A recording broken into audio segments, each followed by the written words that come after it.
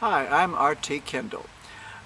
I became the minister of Westminster Chapel in 1977. It was Dr. Lloyd-Jones who put me there.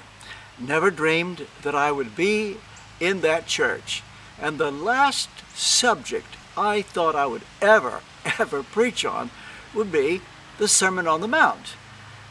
There were certain books I would not go into. I wouldn't preach on Ephesians. I wouldn't preach on Romans.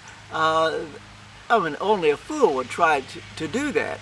And you might say the same thing about the Sermon on the Mount.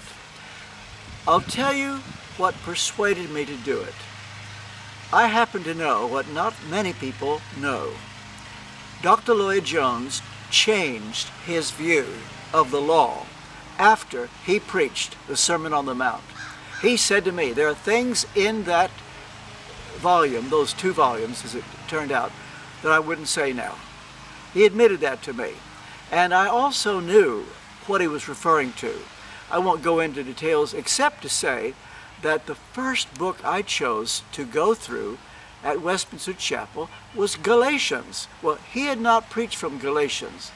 And I had him to mentor me. I mean, he spoon-fed me, verse by verse, throughout Galatians. And I could see where he had changed.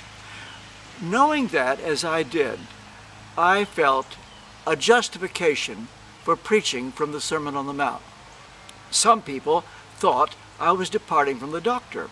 In fact, when I was in Galatians, he was still alive. I said, "Doctor, I'm getting in all kinds of trouble for things that you're teaching me, and I'm not quoting you. I'm not getting you into trouble or anything like that." I said, "But they're coming up to me to say, you're saying things the doctor didn't say." And he smiled and he said, "It's clearer to me now than it was then." Well, with that background, I felt that it was okay if I preached from the Sermon on the Mount. I spent 2 years in the Sermon on the Mount, as he did, not on purpose, it just turned out that way, going through it verse by verse. I honestly believe that if he were alive today, he would agree with virtually everything that I've taught. I've seen my own book, it's now a book, 2 volumes, as a fulfilling and as a filling out of all that he taught. I'm sometimes accused of departing from the doctor. Not true. Not true at all. I've done things he wouldn't do.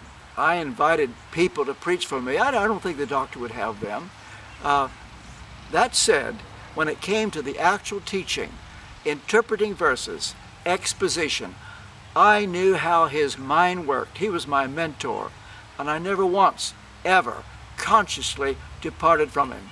That said, I hope if you get an opportunity to read what I've written on the Sermon on the Mount, it will be a blessing to you.